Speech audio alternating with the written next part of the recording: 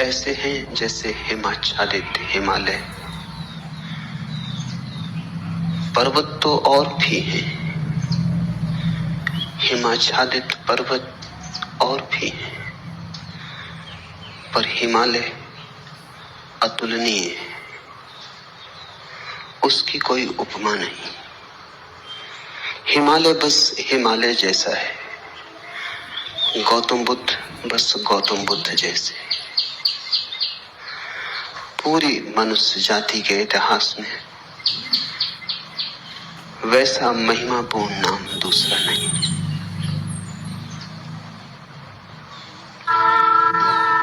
गौतम बुद्ध ने जितने हृदयों की वीणा को बजाया है उतना किसी और ने नहीं। गौतम बुद्ध के माध्यम से जितने लोग जागे और जितने लोगों ने परम भगवत्ता उपलब्ध की है उतनी किसी और के माध्यम से नहीं।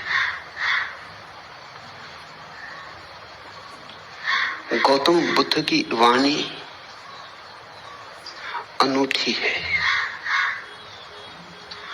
और विशेषकर उन्हें जो सोच विचार चिंतन मनन विमर्श के आदि हैं।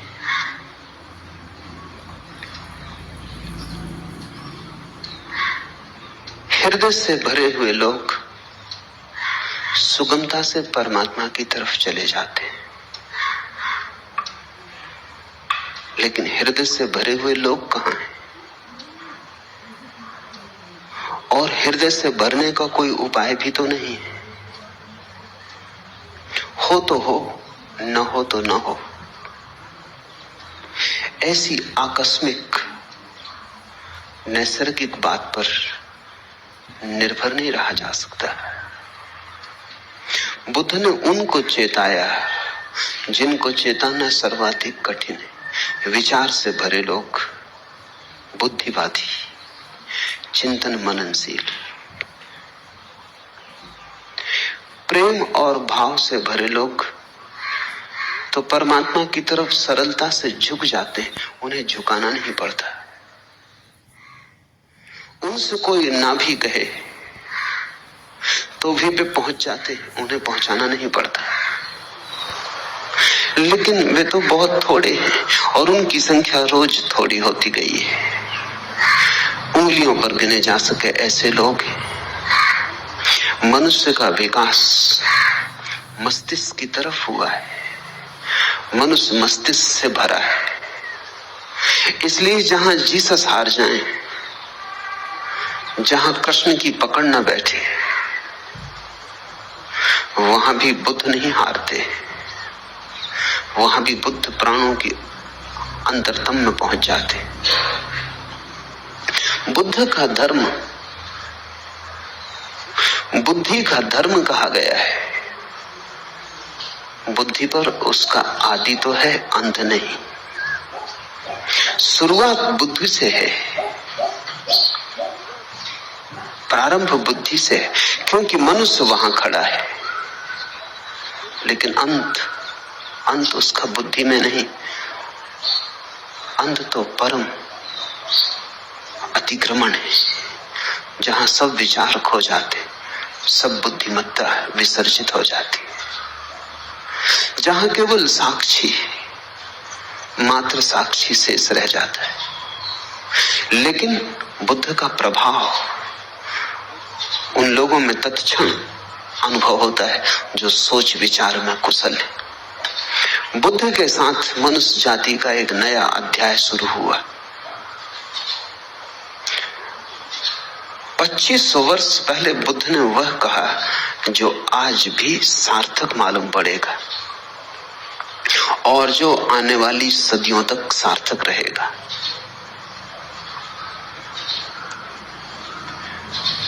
बुद्ध ने विश्लेषण दिया, एनालिसिस दी, और जैसा सूक्ष्म विश्लेषण उन्होंने किया कभी किसी ने ना किया था और फिर दोबारा कोई ना कर पाया। उन्होंने जीवन की समस्या के उत्तर शास्त्र से नहीं दिए, विश्लेषण की प्रक्रिया से दिए। बुद्ध धर्म के पहले वैज्ञानिक, उनके साथ श्रद्धा और आस्था की जरूरत नहीं है, उनके साथ तो समझ पर्याप्त है। अगर तुम समझने को राजी हो तो तुम बुद्ध की नौका में सवार हो जाओगे। अगर श्रद्धा भी आएगी तो समझ की छाया होगी, लेकिन समझ के पहले श्रद्धा की मांग बुद्ध की नहीं। बुद्ध ये नहीं कहते कि जो मैं कहता हूं भरोसा कर लो। बुद्ध कहते हैं सोचो, विचारो, विश्लेषण करो, खोजो, पाओ अपने अनुभव से तो भरोसा कर लेना। दुनिया के सारे धर्मों ने भरोसे को पहले रखा है, सिर्फ बुद्ध को छोड़कर। दुनिया के सारे धर्मों में श्रद्धा प्राथमिक है, फिर ही कदम उठेगा। बुद्ध ने कहा अनुभव प्राथमिक है, श्रद्धा आनुषंगिक है। अनुभव होगा तो श्रद्धा होगी, अनुभव होगा तो आस्था होगी।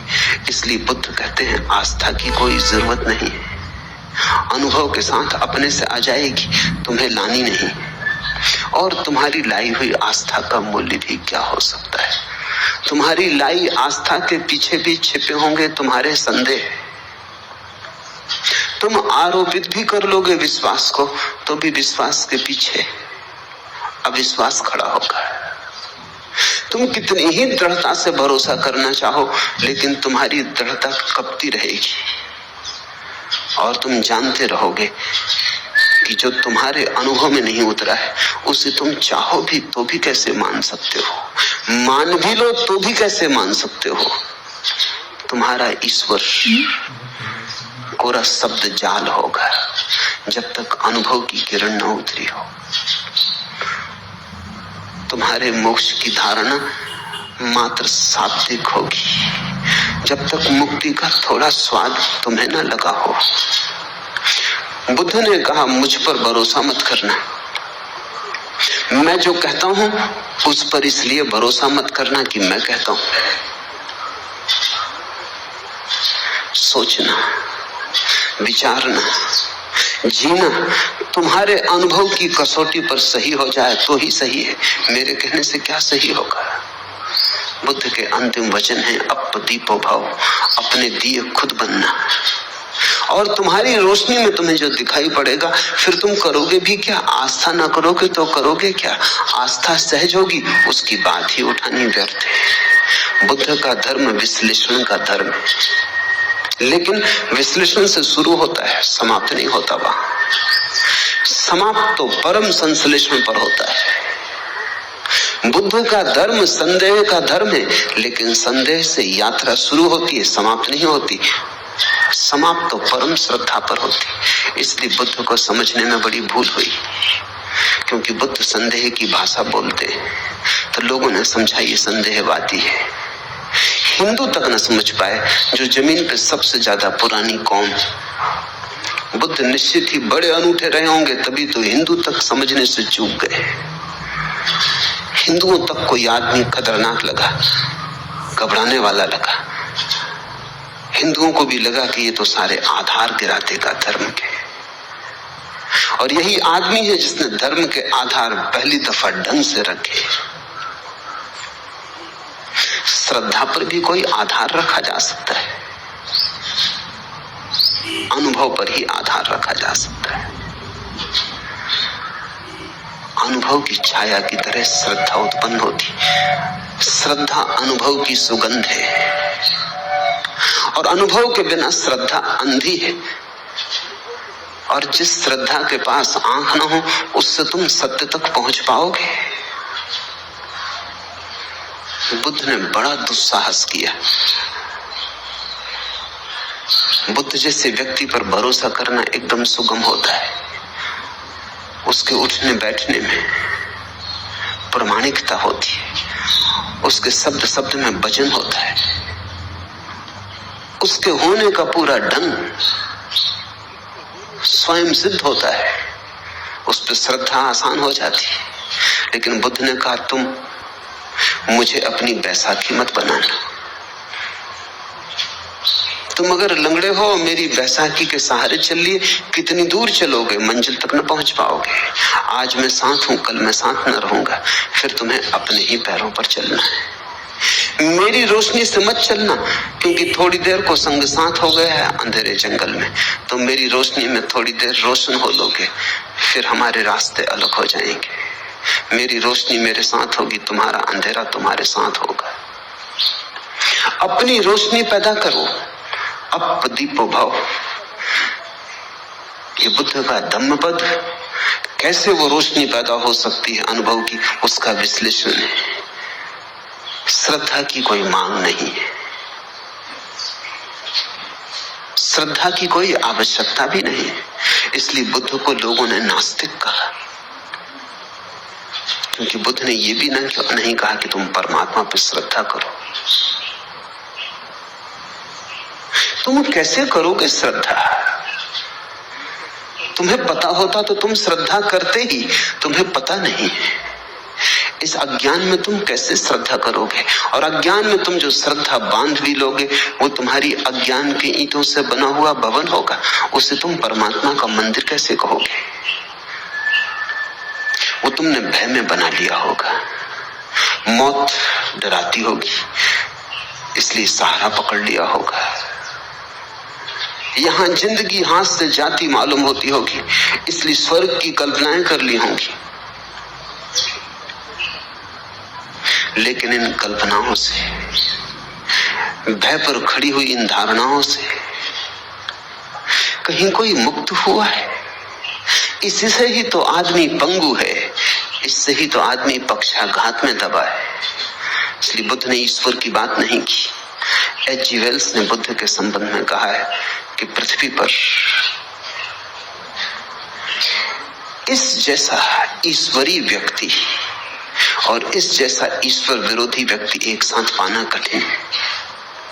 सो godlike and so godless. अगर तुम ईश्वरीय प्रतिभाओं को खोजने निकलो तो तुम बुद्ध से ज्यादा ईश्वरीय प्रतिभा कहां पाओगे? सो गॉडलेस, और फिर भी इतना ईश्वर शून्य, ईश्वर की बात ही नहीं की। इस शब्द को ही गंदा माना, इस शब्द का उच्चार नहीं किया। इससे ये मत समझ लेना कि ईश्वर विरोधी थे बुद्ध। उच्चार नहीं किया क्योंकि उस परम शब्द का उच्चार किया नहीं जा सकता। उपनिषद कहते हैं ईश्वर के संबंध में कुछ कहा नहीं जा सकता, लेकिन इतना तो कह ही देते। बुद्ध ने इतना भी ना कहा। वो परम उपनिषद है, उनके पार उपनिषद नहीं जाता। जहां उपनिषद समाप्त होते हैं वहां बुद्ध शुरू होते हैं। आखिर इतना तो कह ही दिया, रोक ना सके अपने को कि ईश्वर निर्गुण है, तो निर्गुण उसका गुण बना दिया। कहा कि ईश्वर निराकार है, तो निराकार उसका आकार हो गया। लेकिन बिना कहे न रह सके। उपनिषद के ऋषि भी बोल गए, मौन में ही संभालना था उस संपदा को, बोलकर गंवा दी। बंधी मुट्ठी लाख की थी, खुली दो कौड़ी की हो गई। वो बात ऐसी थी कि कहनी नहीं थी, क्योंकि तुम जो कुछ भी कहोगे वो गलत होगा। ये कहना भी कि परमात्मा निराकार है गलत है, क्योंकि निराकार भी एक धारणा है, वो भी आकार से ही जुड़ी है।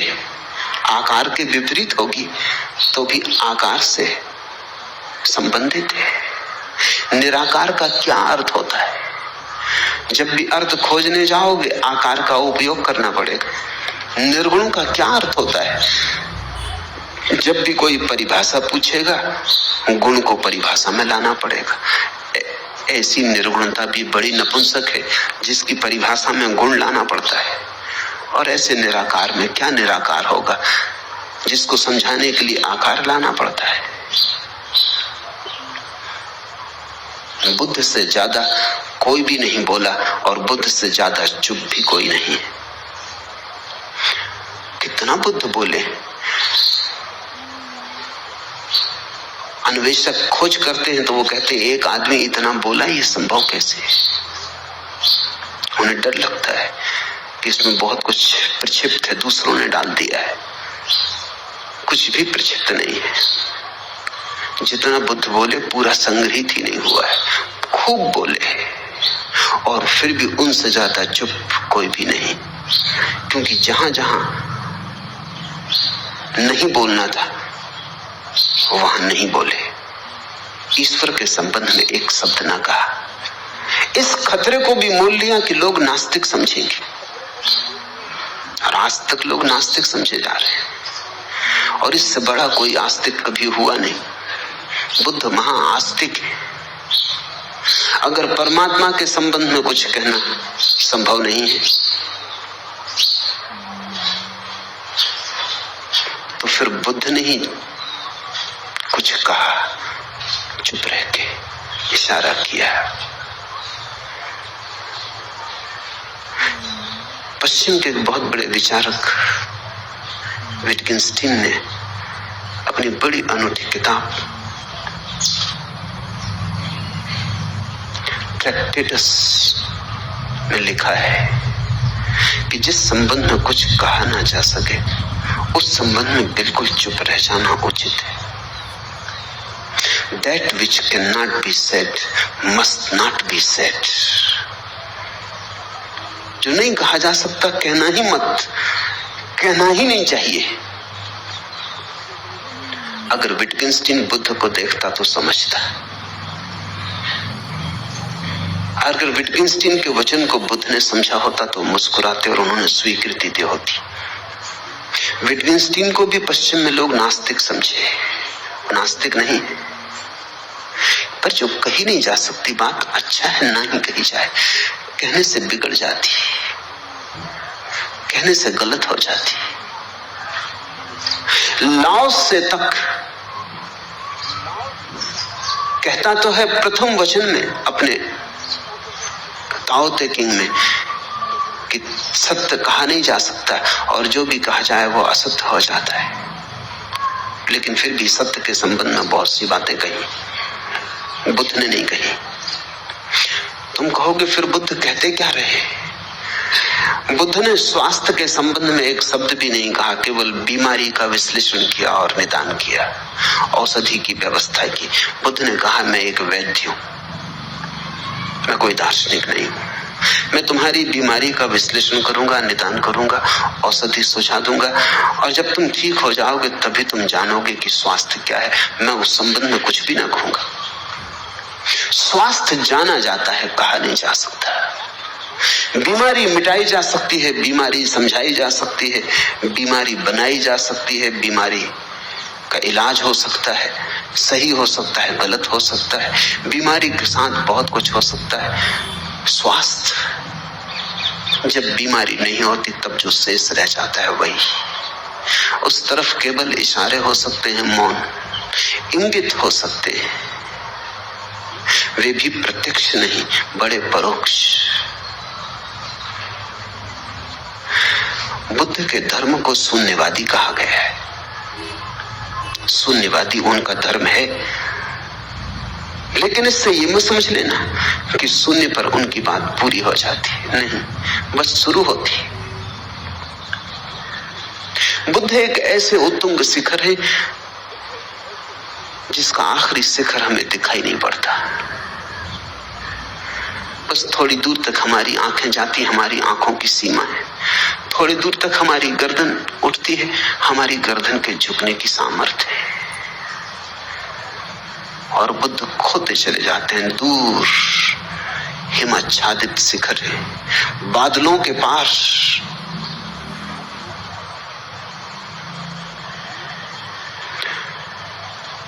उनका प्रारंभ तो दिखाई पड़ता है, उनका अंत दिखाई नहीं पड़ता। यही उनकी महिमा है, और प्रारंभ को जिन्होंने अंत समझ लिया वो भूल में पड़ गए।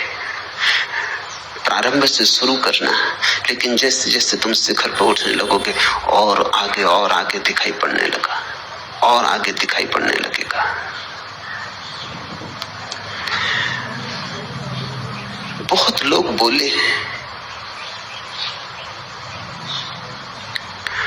बहुत लोगों ने मनुष्य के रोग का विश्लेषण किया है, लेकिन ऐसा सचोट नहीं।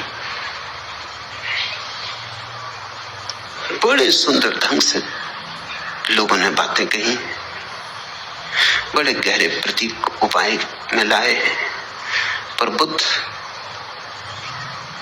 के कहने का ढंग ही और, अंदाजे बयां और। जिसने एक बार सुना पकड़ा गया, जिसने एक बार आंख से आंख मिला ली फिर भटक न पाया। जिसको बुद्ध की थोड़ी सी भी झलक मिल गई उसका जीवन रूपांतरित हुआ।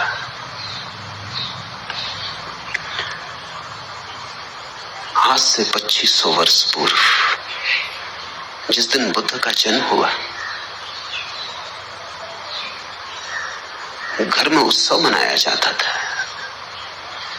सम्राट के घर बेटा पैदा हुआ था, पूरी राजधानी सजी थी। रात भर लोगों ने दिए जलाए, नाचे, उत्सव का क्षण था। बूढ़े सम्राट के घर बेटा पैदा हुआ था, बड़े दिन की प्रतीक्षा पूरी हुई थी। बड़ी पुरानी अभिलाषा थी पूरे राज्य की। मालिक बूढ़ा होता जाता था और नए मालिक की कोई खबर न थी, इसलिए बुद्ध को सिद्धार्थ नाम दिया। सिद्धार्थ का अर्थ होता है अभिलाषा का पूरा हो जाना। पहले ही दिन जब द्वार पर बैंड बाजे बजते थे, शहनाई बजती थी, फूल बरसाए जाते थे महल में, चारों तरफ प्रसाद बढ़ता था, हिमालय से भागा हुआ एक वृद्ध तपस्वी द्वार पर खड़ा हुआ आकर, उसका नाम था असीता। सम्राट भी उसे सम्मान करता था और कभी असीता राजधानी नहीं आया था। जब कभी जाना था तो शुद्धोधन को, सम्राट को स्वयं उसके दर्शन करने जाना होता था। ऐसे बचपन के साथी थे। फिर शुद्धोधन सम्राट हो गया, बाजार की दुनिया में उलझ गया, असीता महातपस्वी हो गया, उसकी ख्याति दूर दिगंत तक फैल गई। असीता को द्वारे पर आए देखकर शुद्धोधन ने कहा, आप और यहाँ क्या हुआ, कैसे आना हुआ, कोई मुसीबत है, कोई अड़चन है? कहे। असीता ने कही, नहीं कोई मुसीबत नहीं, कोई अड़चन, तुम्हारे घर बेटा पैदा हुआ, उसके दर्शन को आया हूं। शुद्धोधन तो समझ ना पाया। सौभाग्य की घड़ी थी ये कि असीता जैसा तपस्वी और बेटे के दर्शन को आया। भागा गया अंतःगृह में, नवजात शिशु को लेकर बाहर आ गया। असीता झुका और उसने शिशु के चरणों में सिर रख दिए और कहते हैं शिशु ने अपने पैर उसकी जटाओं में उलझा दिए। फिर तब से आदमी की जटाओं में बुद्ध के पैर उलझे, फिर आदमी छुटकारा नहीं पा सका। और असीता हंसने लगा और रोने भी लगा। और शुद्धोधन ने पूछा कि शुभ घड़ी में आप रोते क्यों हैं? असीता ने कहा, ये तुम्हारे घर जो बेटा पैदा हुआ है, ये कोई साधारण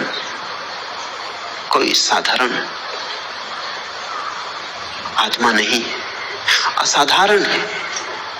कई सदियां बीत जाती, ये तुम्हारे लिए ही सिद्धार्थ नहीं है, ये अनंत अनंत लोगों के लिए सिद्धार्थ है। अनेकों की अभिलाषाएं इससे पूरी होंगी। हंसता हूं कि इसके दर्शन मिल गए, हंसता हूं, प्रसन्न हूं कि इसने मुझ बूढ़े की जटाओं में अपने पैर उलझा दिए। ये सौभाग्य का क्षण है। रोता इसलिए हूं कि जब ये कली खिलेगी, फूल बनेगी, जब दिगंत में इसकी सुवास उठेगी और इसकी सुवास की छाया में करोड़ों लोग राहत लेंगे, तब मैं न रहूंगा। ये मेरा शरीर छूटने के करीब आ गया। और एक बड़ी अनूठी बात असीता ने कही है, वो ये कि अब तक आवागमन से छूटने की आकांक्षा थी, वो पूरी भी हो गई। आज पछतावा होता है, एक जन्म अगर और मिलता है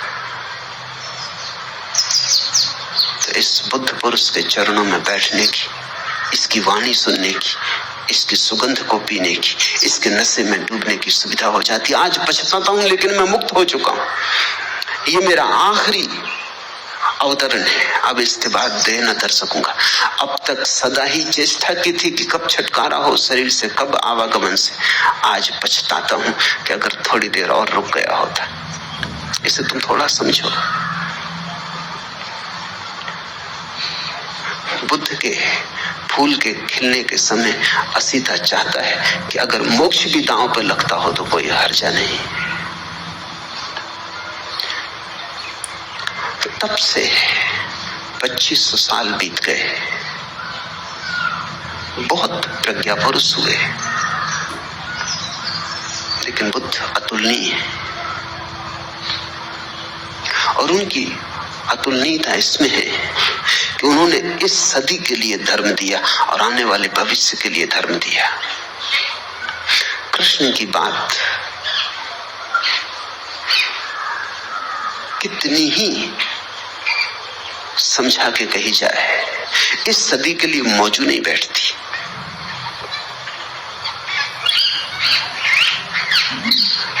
फासला बड़ा हो गया है, बड़ा अंतराल पड़ गया है। कृष्ण ने जिनसे कहा था उनके मनों में और जिनके मन आज उसे सुनेंगे, बड़ा अंतर है। बुद्ध की कुछ बात ऐसी है कि ऐसा लगता है अभी अभी उन्होंने कही। बुद्ध की बात को समसामयिक बनाने की जरूरत नहीं है, वो समसामयिक है, वो कंटेम्पररी है।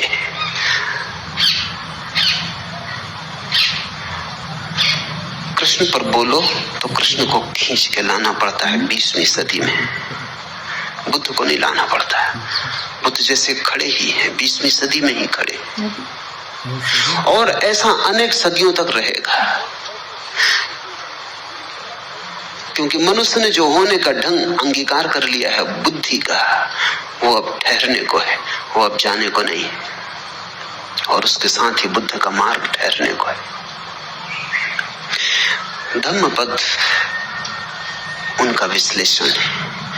उन्हें जो जीवन की समस्याओं की गहरी छानबीन की है, उसका विश्लेषण है। एक एक शब्द को गौर से समझने की कोशिश करना, क्योंकि ये कोई सिद्धांत नहीं है जिन पर तुम श्रद्धा कर लो। ये तो निष्पत्तियां हैं प्रयोग की। अगर तुम भी इनके साथ विचार करोगे तो ही इन्हें पकड़ पाओगे। ये आंख बंद करके स्वीकार कर लेने का सवाल नहीं है, ये तो बड़े सोच विचार मनन का सवाल है।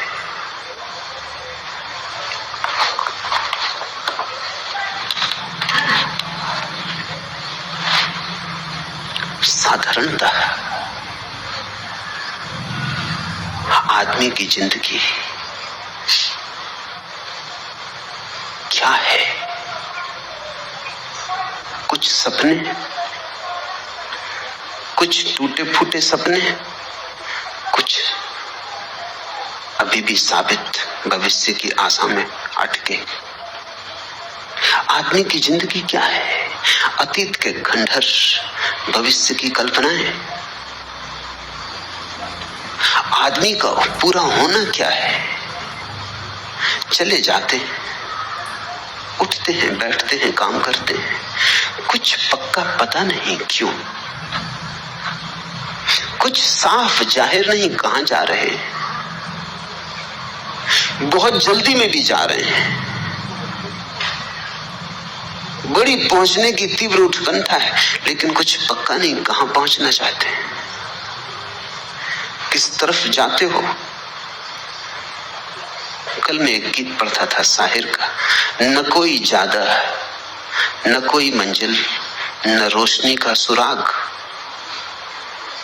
न कोई ज्यादा न कोई मंजिल, न रोशनी का सुराग, भटक रही है कलाओं में जिंदगी मेरी। न कोई रास्ता, न कोई मंजिल, रोशनी का सुराग भी नहीं, कोई एक किरण भी नहीं, और पूरी जिंदगी अंधेरी घाटियों में, शून्य में भटक रही है। भटक रही है कलाओं में जिंदगी मेरी। ऐसी ही मनुष्य की दशा है सदा से। बहुत सी झूठी मंजिलें भी तुम बना लेते हो। राहत के लिए कुछ तो चाहिए। सत्य बहुत कड़वा है, और अगर सत्य के साथ तुम खड़े हो जाओ तो खड़े होना भी मुश्किल मालूम होगा। सिगमंड फ्रायड ने कहा है कि आदमी बिना झूठ के जी नहीं सकता। झूठ सहारा है। तो हम झूठी मंजिलें बना लेते हैं, असली मंजिल का तो कोई पता नहीं। बिना मंजिल के जीना असंभव। कैसे जियोगे बिना मंजिल के? अगर ये पक्का ही हो जाए कि पता ही नहीं कहां जा रहे हैं, तो पैर कैसे उठेंगे, यात्रा कैसे होगी? तो हम कल्पित मंजिल बना लेते, एक झूठी मंजिल बना लेते, उससे राहत मिल जाती, लगता है कहीं जा रहे हैं। कोई रास्ता नहीं है, क्योंकि झूठी मंजिलों के कहीं कोई रास्ते होते? जब मंजिल ही झूठी है तो रास्ता कैसे हो सकता है? तो फिर हम रास्ता भी बना लेते, रास्ता बना लेते हैं, मंजिल बना लेते हैं, सब कल्पित, सब मन के जाल, सब सपने। और ऐसे अपने को भर लेते हैं और लगता है शून्य भर गया, जिंदगी बड़ी भरी पूरी। कोई कुछ दिन हुए चल बसा, एक मित्र ने आके कहा कि आपको पता चला फला फला व्यक्ति चल बसे, बड़ी भरी पूरी जिंदगी थी। मैंने पूछा रुको, चल बसे ठीक, उसमें तो कुछ किया नहीं जा सकता, लेकिन भरी पूरी जिंदगी थी, ये तुमसे किसने कहा?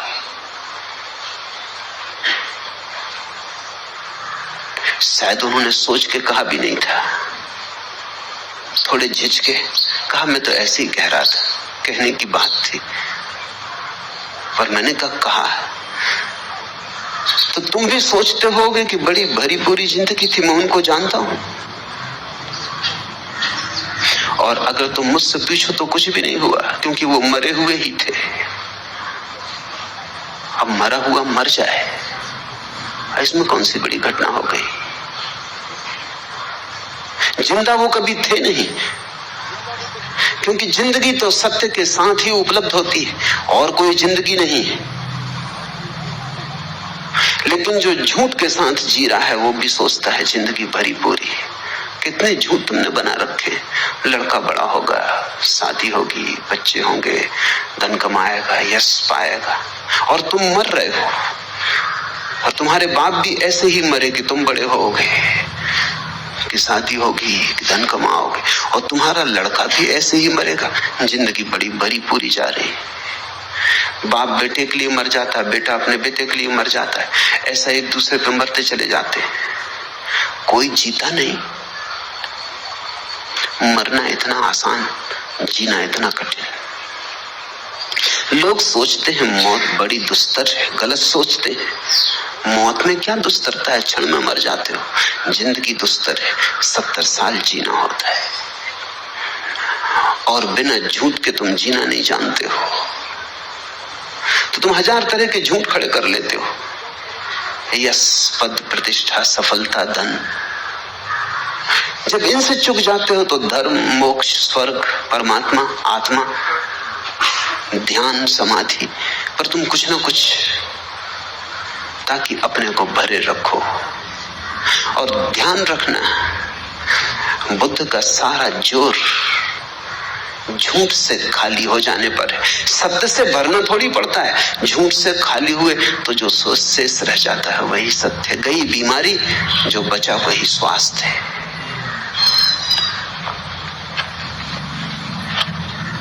लेकिन कितने ही लोगों ने जगाने की कोशिश की है, तुम जागते नहीं। आदमी का झूठ को पैदा करने का अभ्यास इतना गहरा है कि वो बुद्ध के आसपास भी, बुद्ध भी मौजूद हो जगाने को, तो उनके आसपास भी अपनी नींद की सुविधा जुटा लेता है। बुद्ध जगाते हैं, तुम उनके जगाने की चेष्टा को भी नशा बना लेते हो। तुम हर चीज में से शराब निकाल लेते हो। ऐसी कोई चीज नहीं है जिसमें से तुम शराब ना निकाल लो। इसलिए तो बुद्ध आते हैं चले जाते हैं, बुद्ध पुरुष पैदा होते हैं विदा हो जाते। तुम अपनी जगह अडिग खड़े रहते, तुम अपने झूठ से हटते नहीं। शायद बुद्ध पुरुषों ने जो कहा उसको भी तुम अपने झूठ में सम्मिलित कर लेते हो। क्या है तुम्हारे झूठ का राज? अहंकार। अहंकार सरासर झूठ है, ऐसी कोई चीज कहीं है नहीं। तुम हो नहीं, सिर्फ एक भ्रांति हो। है तो पूर्ण, सारा अस्तित्व इकट्ठा है। ये भ्रांति है कि तुम अलग हो। कल ही एक मित्र से मैंने कहा कि अब जागो, तो उन्होंने कहा कि कोशिश बहुत करता हूं, मन निंदा से भी भर जाता है, अपने प्रति अपराधी भी मालूम होता हूं, बेईमान भी मालूम पड़ता हूं, क्योंकि जो करना चाहिए मालूम है, समझ में आता और नहीं कर रहा हूं। तो मैंने उनसे कहा तुम एक ही कृपा करो, ये करने का ख्याल छोड़ दो, क्योंकि उसने पैदा किया, वही श्वास ले रहा है, तुम करना भी उसी पे छोड़ दो। उन्होंने कहा कि जन्म उसने दिया, इतना तक तो मैं मान सकता हूं, लेकिन बाकी और काम वही कर रहा है, ये नहीं मान सकता। ये तो मैं मान ही नहीं सकता कि बेईमानी भी वही कर रहा है। अभी थोड़ा सोचने जैसा है। हमें भी लगेगा कि बेचारा धार्मिक बात तो कह रहा है ये व्यक्ति, कि बेईमानी कैसे परमात्मा पे छोड़ दूं, लेकिन नहीं, सवाल ये नहीं है। अहंकार, ये कोई परमात्मा को बचाने की चेष्टा नहीं है कि परमात्मा पे बेईमानी कैसे सौंप दूं, ये भी अहंकार को बचाने की चेष्टा। ध्यान रखना, जब बेईमानी तुम करोगे तो ईमानदारी भी तुम ही करोगे।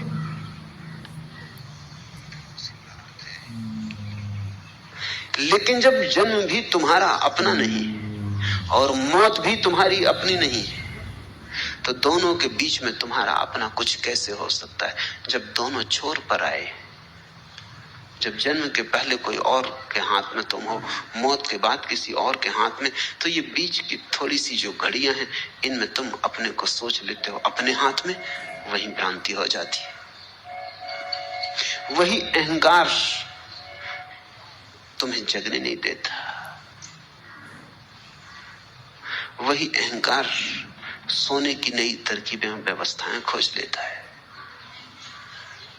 इसलिए बुद्ध पुरुष आते हैं, उनके तीर ठीक तरकस से तुम्हारे हृदय की तरफ निकलते, पर तुम बचा जाते हो। हजारों खिज्र पैदा कर चुकी है नस्ल आदम की।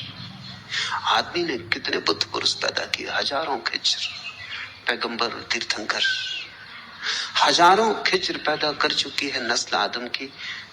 ये सब तस्लीम, लेकिन आदमी अब तक भटकता है। ये सब तस्लीम, ये सब स्वीकार कि हजारों बुद्ध पुरुष हुए, पर इससे क्या फर्क पड़ता है? आदमी अब तक भटकता है। आदमी भटकना चाहता है। कहता तो आदमी यही है कि भटकना नहीं चाहता। कहते तो तुम मेरे पास यही हो, शांत होना चाहते हैं, सत्य होना चाहते हैं, सरल होना चाहते हैं, लेकिन सच में तुम होना चाहते हो, या कि सरलता के नाम पर तुम नई जटिलता खोज रहे हो, या सत्य के नाम पर तुमने नए झूठों की तलाश शुरू की है, या शांति के नाम पर अब तुमने एक नया रोग पाला। अब तुम शांति के नाम पर अशांत होने को उत्सुक हुए। साधारण आदमी अशांत होता है, सिर्फ शांति की तो कम से कम चिंता नहीं होती। अब तुम शांति के लिए भी चिंतित थे। पुरानी अशांति तो बरकरार, अब तुम और धन करोगे, उसमें गुणनफल करोगे। अब तुम कहोगे कि शांति भी चाहिए, अब एक नई अशांति जुड़ी कि शांति नहीं। झूठ तो तुम थे, अब तुम कहते हो सत्य खोजेंगे। अब तुम सत्य के नाम पर कुछ नए झूठ इजाद करोगे, स्वर्ग के, मोक्ष के, नरक के, परमात्मा के, आकाश के। मंदिरों में जाओ, स्वर्गों के नक्शे टंगे। पहला स्वर्ग, दूसरा स्वर्ग, पहला खंड, दूसरा खंड, तीसरा खंड, सचखंड तक नक्शे टंगे हुए। आदमी की मूढ़ता की कोई सीमा है, कोई अंत है?